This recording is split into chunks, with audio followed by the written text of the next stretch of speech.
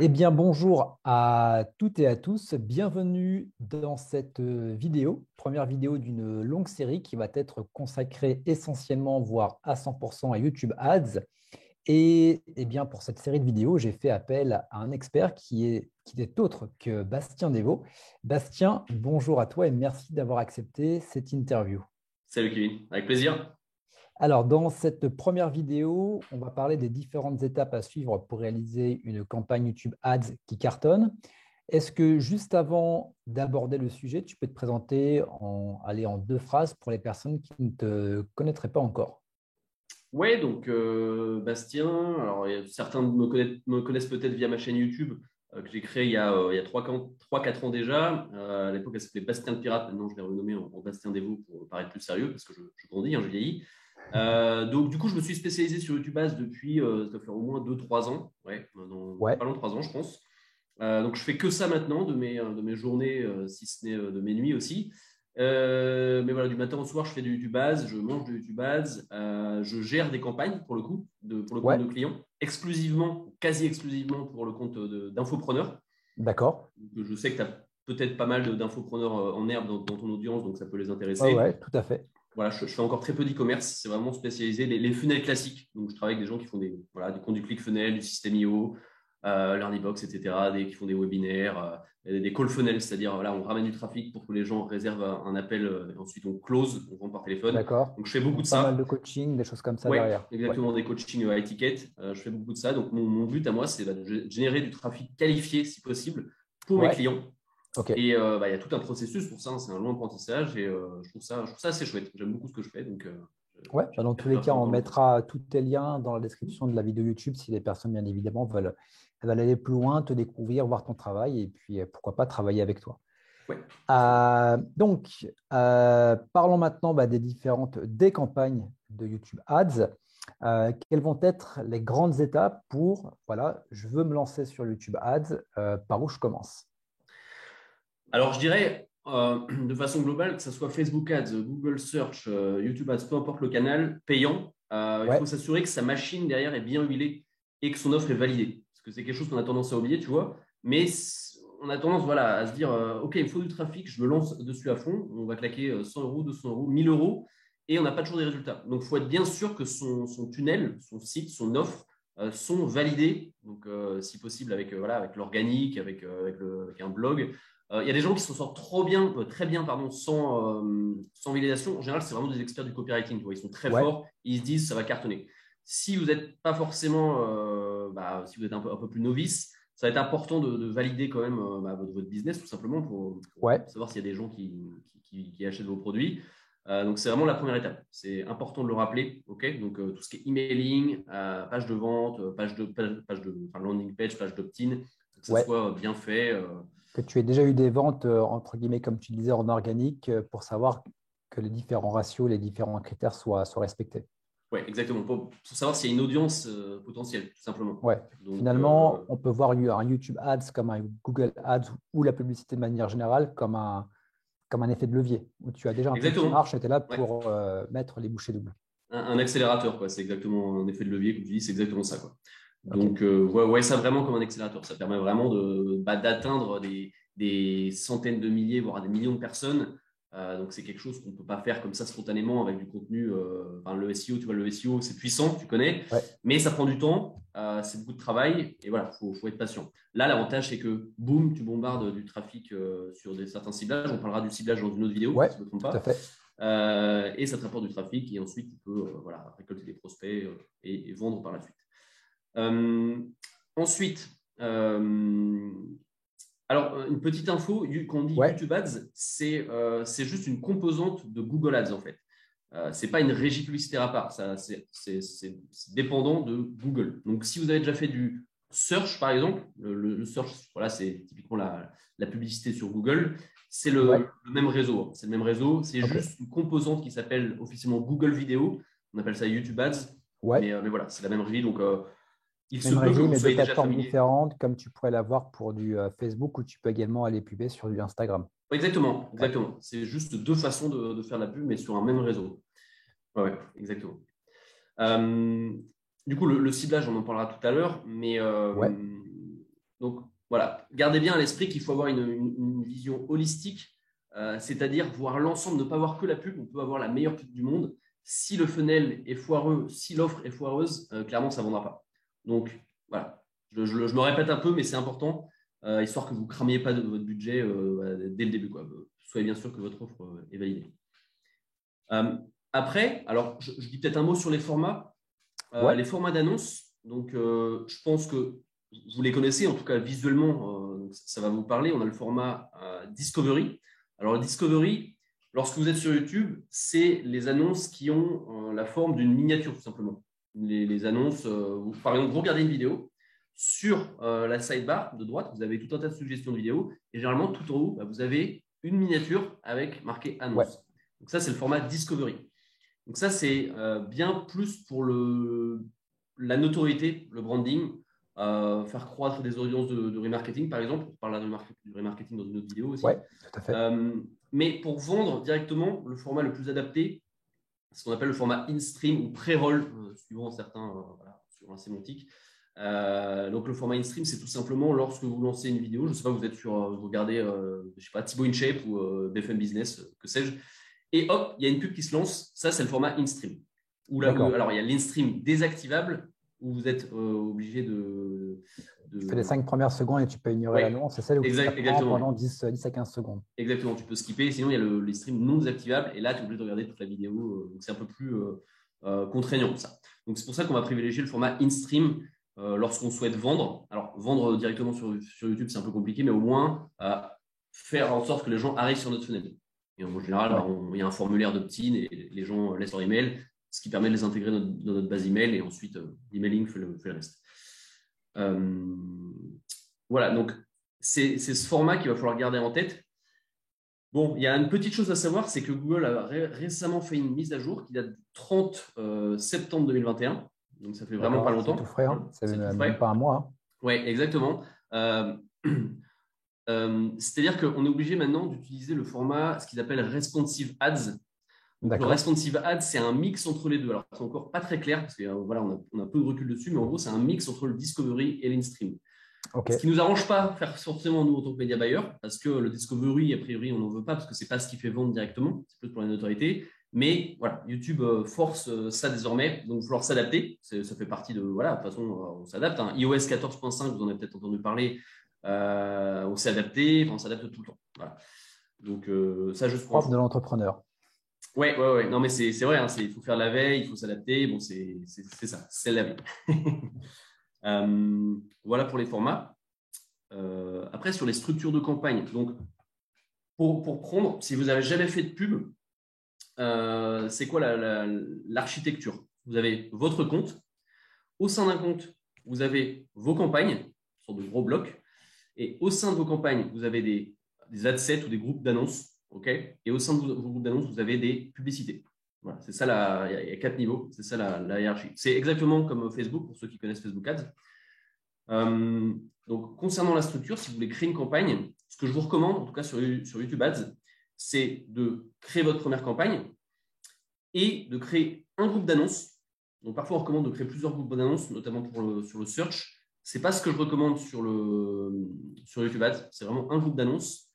Okay. Et au sein de cette campagne, de ce groupe d'annonces, on va choisir un ciblage, pas 36, okay, parce qu'on veut vraiment savoir si ce ciblage spécifique est bien converti. Alors, quand tu parles de ciblage, tu vas parler, par exemple, on en reparlera bien évidemment dans une vidéo à part, mais juste pour avoir les bases, un ciblage, ça va être par exemple une série de vidéos YouTube sur une thématique bien particulière, ou est-ce que ça va être des mots-clés particuliers?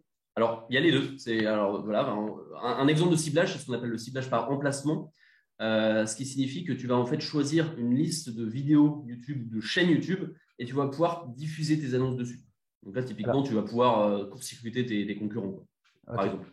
Alors, une question que je me pose justement par rapport à la publicité, est-ce que, par exemple, si tu sélectionnes une chaîne YouTube sur laquelle tu vas apparaître, est-ce que si le webmaster n'a pas sélectionné l'autorisation de puber, des campagnes pub, est-ce que toi, tu peux quand même puber? Parce que je sais que moi, sur certaines vidéos où je n'ai pas autorisé la publicité, j'ai quand même des publicités qui passent.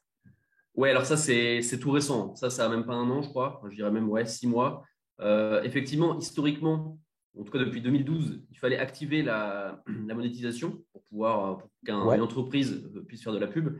Ça a changé, alors je ne sais plus exactement depuis quand, mais il faudrait revoir les règles exactement de monétisation. Mais là, typiquement, même si vous avez une chaîne qui ne respecte pas, qui ne respectait pas les anciens critères de monétisation, vous pouvez quand même vous retrouver avec de la pub sur votre chaîne. C'est un peu compliqué. Il y a eu un petit scandale. Il y a pas mal de gens qui ont gueulé. Encore une fois, c'est YouTube qui décide. Hein, on s'adapte. Parce qu'il y en a qui refusent, certains YouTubeurs qui refusent totalement la monétisation. Ce qui se comprend, hein, parce que c'est vrai que ça saoule un peu les gens et on peut comprendre qu'un créateur de contenu ne souhaite pas monétiser sa chaîne. Mais là, on n'a plus vraiment la main dessus. Et malheureusement, voilà, faut faire avec. Du coup, maintenant, il se peut que vos publicités, vous, en tant qu'annonceur, se diffusent sur des chaînes qui étaient à la base pas monétisées. D'accord, ce qui peut être un avantage. Ce qui peut être un avantage en tant qu'annonceur. C'est pas cool pour les créateurs de contenu, mais en tant qu'annonceur, effectivement, ça te permet d'élargir ton éventail. Et je dis n'importe quoi, si je veux faire de la pub sur la chaîne de Jean Rivière, peut-être qu'avant, elle était démonétisée. Sauf que maintenant, potentiellement, il va pouvoir diffuser dessus des publicités. Quoi. Ok. Voilà. Stratégiquement, peut-être intéressant. Ça peut être intéressant, effectivement. On reparlera du ciblage dans une autre vidéo, mais, parce que c'est très, très intéressant, ça aussi. Voilà, donc je reprends la structure de campagne. Donc, une campagne égale un ad set, ou un groupement d'annonces, suivant la sémantique, égale un ciblage. Et là, ce que je conseille, c'est de mettre en concurrence plusieurs ads, plusieurs publicités. Donc, ça peut être en fonction de votre budget, 2-3 ads. Si vraiment vous avez beaucoup de budget, vous pouvez aller au-delà, mais c'est bien de commencer à 2-3 publicités. Ouais, et en termes de budget quotidien, tu vas être sur un.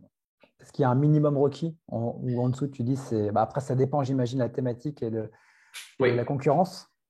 Oui, exactement.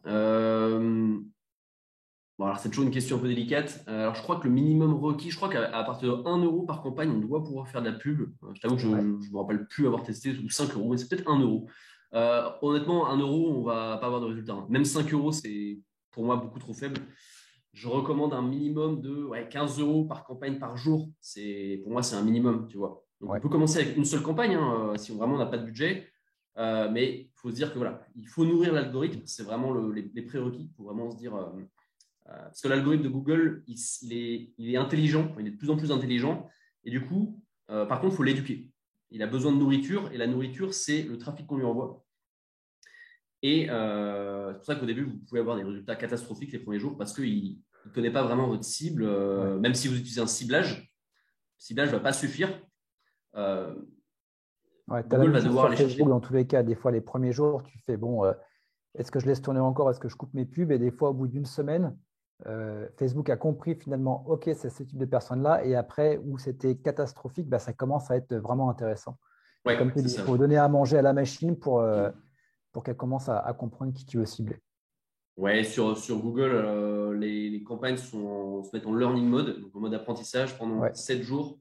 Et au bout de 3 jours, on commence à avoir des résultats intéressants. Donc, il faut être patient, il faut attendre 3-4 jours.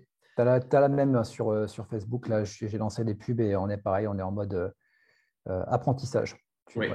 Donc, il faut laisser l'algorithme faire son travail. Il ne faut pas paniquer, il ne faut pas se dire « Oh là là, c'est une catastrophe, mon budget, il est cramé. » C'est le jeu. Voilà, faut faire avec. Il faut tester. C'est beaucoup de tests, la publicité. Dites-vous que c'est quand même 10 000 fois plus puissant que la publicité à la télé. Vous n'avez aucun micro-ciblage. C'est vraiment mass market. Là, vous pouvez quand même choisir en fonction de l'âge, en fonction de la zone géographique, en fonction du genre, en fonction du ciblage prédéterminé, c'est-à-dire est-ce que je vais cibler des chaînes YouTube, est-ce que je vais cibler des gens qui aiment le yoga, est-ce que voilà. Donc c'est quand même, tu peux vraiment avoir un petit peu ton avatar type et aller vraiment le cibler sur YouTube. Oui, exactement. Donc voilà pour la structure de campagne, c'est ce que je recommande en tout cas pour démarrer. Peut-être un mot sur les publicités, du coup, parce qu'il vous faudra des publicités. Alors, c'est une petite barrière à l'entrée, pas forcément financière, mais en tout cas psychologique, parce que les gens, sur Facebook, typiquement, tu mets un texte, tu mets une image, boum, tu bombardes, quoi. C'est pas si facile que ça en théorie, parce qu'il faut quand même un bon copywriting, il faut quand même des compétences. Mais là, c'est la vidéo, ça nécessite quand même un peu plus de travail. Donc, faut pas se louper parce que la publicité va potentiellement être vue par des milliers, des dizaines de milliers de personnes. Okay, ça va vite hein, en termes d'impression. Donc, ce qui est important dans la publicité YouTube, c'est le hook, c'est-à-dire l'accroche. Donc, c'est important de se mettre dans la tête en fait, des viewers, des gens qui vont voir votre pub. Et c'est très important. C'est très, très important de faire ça parce que votre but, vous vous mettez à la place du gars qui regarde, je sais pas, BFM Business. Le mec, il n'a pas envie d'être dérangé. Personne n'a envie d'être dérangé par une pub, d'accord. Et on parlait du format in-stream désactivable. Donc, il y a 5 secondes obligatoires pour le viewer de regarder la vidéo. Donc, il va falloir être impactant dès le début. Il ne va pas falloir attendre 30 secondes, 40 secondes de commencer à sortir son speech. Donc, c'est pour ça que là, il va vraiment falloir mettre en place une stratégie de ce qu'on appelle pattern interrupt. La pattern interrupt, c'est le fait de casser le flot de pensée, le flux de pensée plutôt, de la personne, tu vois, histoire qu'elle oublie la vidéo qu'elle était venue voir à la base. C'est ça l'objectif, en fait. C'est qu'elle se dise, OK, c'est qui ce type, ça a l'air cool, et que la personne clique et convertisse ensuite. Donc, il va vraiment falloir se focus sur les premières secondes. Il faut être impactant directement. Okay, parce que le temps de cerveau disponible est de plus en plus faible. Hein. C'est vrai que l'attention, c'est la denrée la plus rare aujourd'hui sur Internet. Enfin, pas que sur Internet, mais essentiellement sur Internet. Donc, les gens n'ont pas que ça à faire de… Voilà, on est tellement bombardés de stimuli en permanence. Tu as généralement, maintenant, je l'ai remarqué là depuis quelques mois, je sais, en fait, toutes les vidéos que je regarde sont à 90% monétisées et généralement, tu as deux pubs qui s'enchaînent. Oui. Donc, tu as la pub que tu peux pas squeezer et puis après, tu as la pub où tu peux ignorer au bout de 5 secondes et tu n'as qu'une envie. Tu vois la pub, tu attends juste pour ignorer le truc. Et si la personne ne t'a pas capté, en fait, tu la passes à la trappe, quoi. Ouais, exactement. D'où le fait d'être vraiment impactant dès le début. Il faut vraiment… faut tester. Il faut faire différentes approches, différentes accroches. Il faut tester ce qui convertit le mieux. Après, on parlera des indicateurs dans une seconde vidéo. Important aussi de suivre les indicateurs et les bons indicateurs. Mais concernant la pub, voilà, il faut tester plusieurs formats. Une où vous pouvez être en face cam, une où vous pouvez être en intérieur, une en extérieur. Une aussi, ce qui peut bien marcher, c'est juste une voix, narratif, sur lequel on peut écrire un texte. Tu vois, on peut écrire un texte qui défile. Ça, les gens sont un peu hookés justement par ce texte qu'ils lisent en parallèle que toi, tu le lis. Ça peut bien marcher aussi. Pour certains clients, je l'ai utilisé, ça marche plutôt bien. Donc, mais on ne sait pas à l'avance ce qui va marcher. D'où l'importance de… Tu testes et puis après, tu vois ce qui prend le mieux.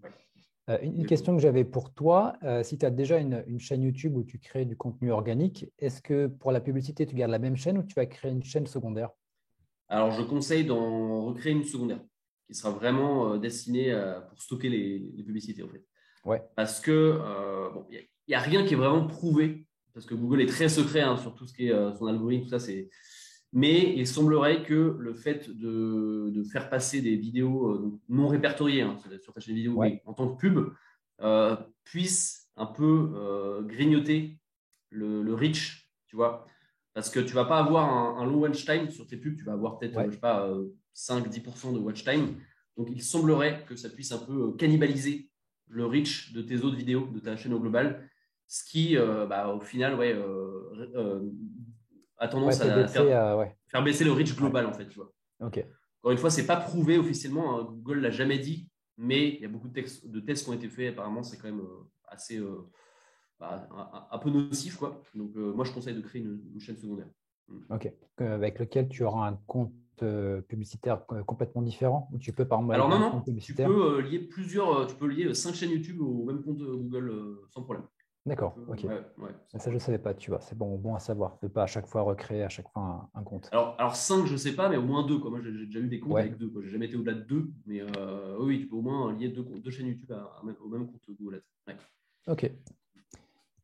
Écoute, je crois qu'on a fait le tour sur les différentes étapes pour créer une campagne YouTube. Est-ce que tu as des choses à rajouter ou pour toi, tout te semble bon? Non, alors j'ai vraiment tracé les grandes lignes, quoi, mais on n'ira pas dans les détails parce qu'il y a beaucoup de choses à voir. Mais au moins, vous avez la structure en tête. Ce que je recommande en tout cas de créer une campagne. Pour créer une campagne, Le budget, c'est en fonction de ce que vous pouvez vous permettre, bien sûr.